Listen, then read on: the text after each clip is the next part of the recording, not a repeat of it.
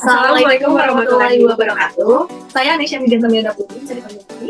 Saya bicara Mila Farodian, bisa dipanggil. Kali ini kita akan membahas Mengenai lansia, yang lebih tepatnya mengenai produktivitas di masa lanjut usia. Nah, kenapa sih kita harus membahas ini? Karena kita jarang nggak sih menemukan topik-topik mengenai lansia gitu ya.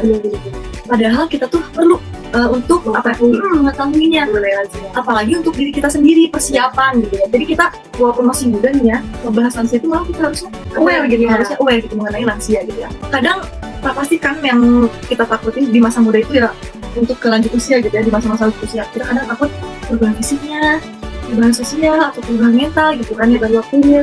Benar. Nah, terus ini pernah nggak sih rasa takut itu pas mau ke masa lansia gitu? Kalau dari aku sendiri gitu ya, kalau misalkan ke masa lansia ini lebih takutnya mengenai outfitnya gitu loh, kayak aku harus gimana kalau misalkan aku udah tua gitu kan, aku udah kayak gimana, kayak kualifikasi juga gitu. Kadang kan kalau misalkan udah ke lansia gitu ya, kita tuh badannya atau kesehatannya agak kurang sehat gitu ya, takutnya jadi lebih nggak produktif, jadi kayak aduh nggak bisa ngelakuin ini, padahal aku tuh pengen banget ngelakuin itu gitu. Misalkan dulu waktu pas aku masa sekarang gitu ya, jadi lebih giat lebih ini, tapi waktu pas aku udah lansia malah kayak malah jadi iya produktif gitu. Kalau kamu gimana? Apa sih aku gitu? Lagi kalau yang aku bayangin tuh bisa nggak ya nanti di pas usia itu lansia tuh masih bisa berkreativitas gitu ya. Aku tuh kadang mikirnya bisa nggak ya nanti gitu di masa usia tuh tetap masih bisa berkarya gitu. Itu sih yang ditakutin gitu ya. Jadi sebenarnya lansia itu apa sih? Nah, kalau menurut Peraturan Presiden Nomor 88 Tahun 2021 tentang Strategi Nasional Kelanjutusiaan, yang dimaksud dengan lanjut usia atau lansia adalah seseorang yang telah mencapai usia umur 60 tahun. Nah, tapi ada pun juga nih ada kategori lansianya juga yang ternyata dari 45 sampai 59 itu termasuk ke pralansia yang masih bisa produktivitas, masih bisa bekerja gitu, masih bisa istilahnya masih sehat lah gitu dalam kesehatannya. Terus untuk usia 60 sampai 69 itu merupakan lansia yang muda gitu, masih bisa produktivitas tapi nggak terlalu seseger umur 40. Mungkin udah masuk ke prapensiun. Iya, prapensiun. Nah, untuk usia yang 70 sampai 79 tahun itu merupakan lansia yang madya, yang tengah-tengah gitu ya. Nah, untuk di umur 80 sampai 89 tahun itu merupakan lansia tua, Lansia yang udah agak produktif. iya gitu. Bisa nggak ya sih pas di usia lansia tua bisa produktif atau berkarya gitu? Kalau menurut aku sih kayaknya bisa sih. Kayaknya bisa sih. Ya, makanya kita kayaknya penting banget sih mengetahui gitu bagaimana cara menjaga diri agar nanti pas di usia lansia itu kita masih bisa produktif, masih bisa sudah siap gitu ya buat menghadapi semuanya gitu ya. Jadi apa sih gitu ya perubahan-perubahan yang akan terjadi di masa lansia? Boleh disebutin? Nah, untuk perubahan yang ada pada lansia itu adalah perubahan fisiknya nih guys. Nah, untuk perubahan fisiknya lansia itu perubahan yang lumrah dialami oleh lansia adalah aktivitas fisiknya jadi menurun. Terus menurunnya juga nih fungsi organ reproduksinya gitu teh. Nah, ada menopause. Iya, menopause gitu. Terus gampang jadinya mudah lelah gitu. Pasti kan cuma ya. Terus pendengaran jadi berkurang. Kadang kan kalau aku sendiri kan punya kakek gitu ya. Kadang kalau misalkan kita lagi ngobrol kayak iya agak kayak lebih kenceng dikit lagi gitu. Terus ada juga penglihatannya jadi menurun. Kadang kan kalau plus biasanya udah plus, terus rambutnya juga memutih. Itu siap banget kayak iya, kayaknya gede banget gitu kan ya. Terus ada dan keriput. Nah, itu juga identik juga sih ya. Ya betul banget ya, jadi fisik juga mulai ada perubahan gitu ya. Itu fisik yang perubahan itu yang kelihatan banget ya, betul. Nah, selanjutnya nih ada perubahan psikolog nih.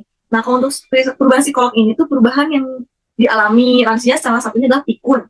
Selanjutnya itu adalah depresi, itu bisa mengalami depresi kadang karena saking kesepiannya atau mungkin karena merasa udah nggak bisa produktif nih, jadinya stres karena biasanya produktif jadi nggak produktif tuh bisa mengalami kesetresan gitu.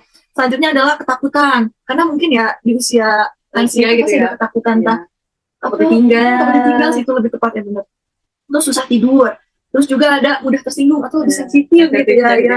Itu punya nggak pengalaman itu menghadapi lansia gitu yang sensitif gitu ya? Kalau kan punya nenek waktu itu gitu kan, terus nenek aku tuh sensitif banget kalau misalkan ada omongan hal yang kayak masa depan yang kamu yakin ya masa depan kamu sensitif itu kayak mengkhawatirkan lah gitu, mengkhawatirkan gitu, tapi kayak sensitif banget gitu, kayak marah-marah gitu, kayak kadang tersinggung juga kalau misalkan nyinggung ada yang menyinggung masa lalunya nenek aku gitu. Jadi sensitif gitu. Iya, benar-benar. Selanjutnya adalah perubahan sosial. Nah, boleh teh jelasin? Nah, perubahan sosial ini memasuki usia tua dalam perubahan di sosial masyarakat hal yang bisa terjadi pada lansia adalah lansia cenderung suka menyendiri gitu kan, karena mungkin ya udah lansia jadi kayak udah Udah lah gitu, capek, udah capek atau gitu, mungkin udah banyak terlalu bersosialisasi gitu ya waktu mudanya. Terus habis itu dan tidak mempunyai gairah untuk berkumpul dengan orang-orang. Makanya kenapa lansia itu maunya menyendiri. Karena menurutnya mungkin udah nggak zamannya, udah nggak masanya juga gitu. Atau mungkin juga bisa terjadi karena minder, Nah, bisa iya, jadi bisa jadi, kayak bisa gitu jadi. juga, atau karena ya kecapean tadi itu. Karena bisa jadi juga karena mental. Mental Iya juga, kan? ya. Nah itu ya perubahan-perubahan dari tadi, ada fisik, terus Ada juga ada mental, sama ada juga sosial gitu. Nah kita nih ya, nanti pas lansia kita tuh harus tahu nih penjagaan gitu pas lagi lansia itu seperti apa. Nah kalau misalnya dari usia kita sekarang kan jelas ya, kita harus mulai dari sekarang nih, kita harus mulai pertama mungkin olahraga rutin gitu ya. Benar-benar menjaga kesehatan. Skincare, skincare juga penting ya. Terus juga jangan lupa juga untuk selalu senang gitu. Jadi jangan pusing, jangan overthinking gitu kayaknya ya. Jangan sering overthinking gitu. Jadi mulai sekarang mengontrol emosi, terus jaga pola makan, terus kesehatan. Nah itu pola makan sih penting banget ya. Apalagi aku di zaman sekarang. Iya, makanya suka seblak. Generasi micin gitu ya, makanya tuh seblak, bakso, apalagi tuh ya, makannya mengandung-mandung yang pedes-pedes lah gitu. Instan gitu ya. Karena nanti pas kita lanjut usia gitu ya, lansia, kita juga perlu tahu gimana caranya agar kita pas lagi lansia itu tetap produktif. Ya, nah yang pertama nih caranya adalah aktif bergerak gitu ya. Karena aktif bergerak itu penting gitu ya, agar mengurangi stres, terus juga menjaga berat badan agar tetap ideal, terus meningkatkan kekebalan tubuh. Contohnya apa aja nih Teh? Contohnya kita bisa menari, jalan cepat, bersepeda, berenang. Terus kita juga dapat meningkatkan kesehatan pada paru-paru dan jantung. Terus naik dan turun tangga itu juga hal kecil tapi ternyata bisa bermanfaat juga gitu. Nah, terus kita juga bisa squat serta angkat beban.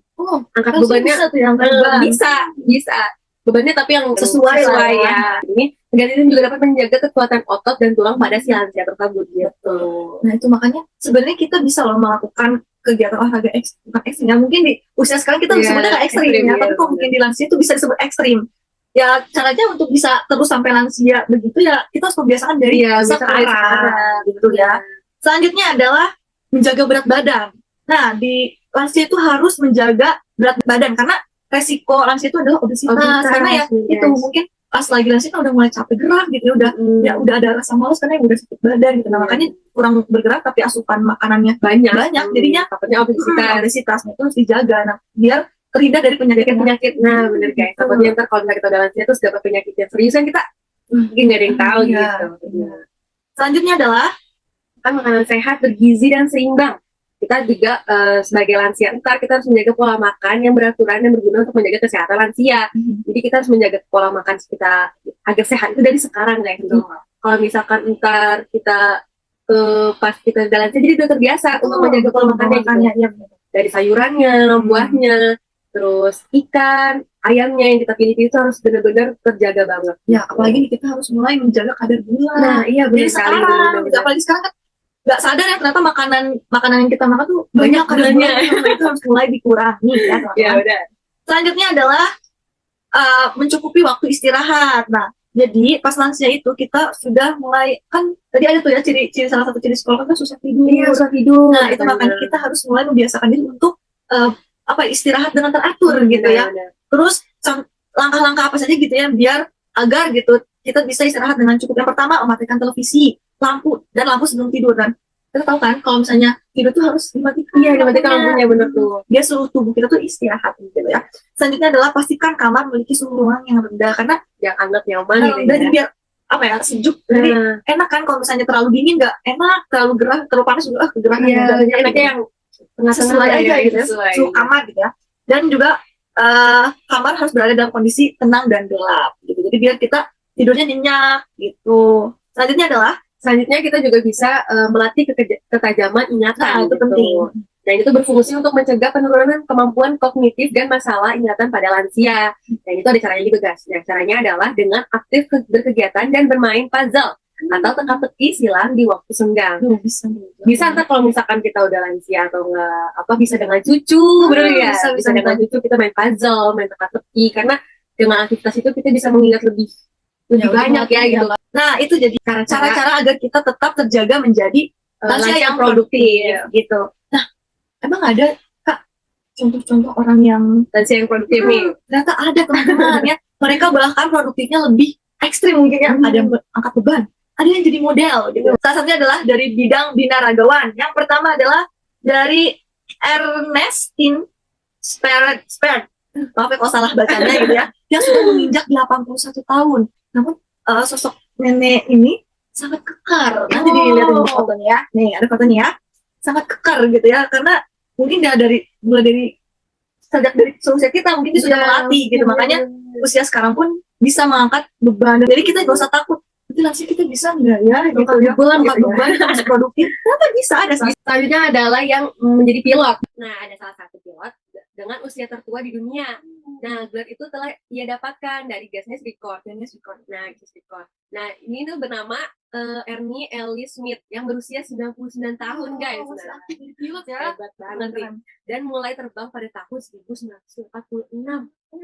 Aku belum Belum lagi udah ketemu gitu kayaknya. Nah, itu berarti ia telah menjadi pilot selama 70 tahun. Jadi kita kasih lihat foto aja ya, guys. Nah, terus meski begitu, ia tak menunjukkan tanda-tanda akan pensiun dalam waktu dekat. Jadi masih tetap pengen menjadi pilot sejati. Ya, bener gak Masih tuh? aktif Masih gitu aktif. ya, masih produktif, bisa menerbangkan pesawat. Itu keren banget di usia lansia gitu ya. Nah, ini selanjutnya adalah pendaki gunung. Pendaki gunung. Pendaki gunung. Walaupun lansia dia bisa mendaki gunung gitu ya. Kita aja kadang aduh gitu. Kita aja kayak, aduh, mager banget. bayangin jalannya gitu ya. Ada. Nah, ini ada nih dari Yuichiro Miura. Namanya kayak udah Jepang banget ya. Dia tercatat sebagai pemegang Guinness Record sebagai pendaki tertua di dunia. Nah, tahun 2017 usia Yuichiro itu menginjak 74. Berarti kalau sekarang kita berapa ya? 17. Sekitar lah ya. Hebatnya pada saat berhasil mendaki puncak gunung Everest, kakek itu sedang dalam kondisi tidak prima, sedang sakit, tapi bisa masih bisa sampai ke puncaknya. Keren banget ya. Nah, selanjutnya nih, menarik nih. Selanjutnya ada yang menjadi model. Model bisa loh, model ternyata ya. Siapa nih? Ada Dancecom adalah kisah keberhasilan Grey agensi agensi model dalam merabat tren modeling usia lanjut yang kini mulai merebak di Amerika Serikat, Eropa, dan mulai melanjar ke kawasan lainnya. Nah, Dancecom ini mulainya tampil di sejumlah acara pemotretan dan peragaan busana biasa saja tadinya tuh. Nah, akibat terjunnya di momen-momen yang tepat, tak butuh waktu lama baginya untuk menapaki panggung yang lebih mewah gitu ya. Belum ada 1 tahun berkarir di bidang modeling, ia sanggup menembus London Fashion Week, menjalani sesi pemotretan di Prada, hingga menjadi bintang dalam laporan dokumenter berisi perjalanan karirnya ke dunia modeling yang disiarkan di ITV pada tahun 2016 ya. Ya, walaupun udah lansia masih bisa menjadi model ya, masih fresh berarti bukan ya, masih menarik dilihat ya. Kan kalau orang masih positif berarti dia tuh masih menarik gitu ya. Nah, jadi kita sebagai anak muda gitu ya, kita tuh harus mulai menjaga semua itu gitu dari sekarang. Harus membiasakan semuanya itu, benar nggak sih? Dimulai dari apa teh? Menjaga fisiknya, psikologinya, dan sosialnya gitu. Tuh, jadi kita harus mulai ya yang malas olahraga nih, masukin lagi olahraga. Malas skincarean, skincarean. Bener-bener. Siapa tahu bisa jadi model. Betul, siapa tahu jadi modeling nanti ya. Sekarang nggak jadi modeling, siapa tahu nanti pas lagi usia ya. Nggak ada kata terlambat ya teman-teman. Bener-bener. Kita harus mencoba ya. Betul. Jadi harapan kami bisa menampilkan gitu ya contoh-contoh model yang produktif ini agar kita termotivasi. Iya, agar semua generasi muda sekarang pada termotivasi gitu ya. Bahwa mempersiapkan hari tua itu penting gitu ya. Karena kan kadang kayak kayaknya udah beda aja lah. Jadi jalan sama masih lama. Bukannya gitu. Harusnya kan kita gimana harusnya gitu. Gitu, jangan gimana nanti deh. Nanti deh, yang penting ya udahlah gitu ya. Nah, itu aja kali itu karena udah cukup lumayan ya. Ya, semoga apa yang kami sampaikan itu bisa bermanfaat. Sekian dari kami, tunggu percakapan selanjutnya yang sudah kali ada nanti ya. Sekian dari kami, wassalamualaikum warahmatullahi wabarakatuh.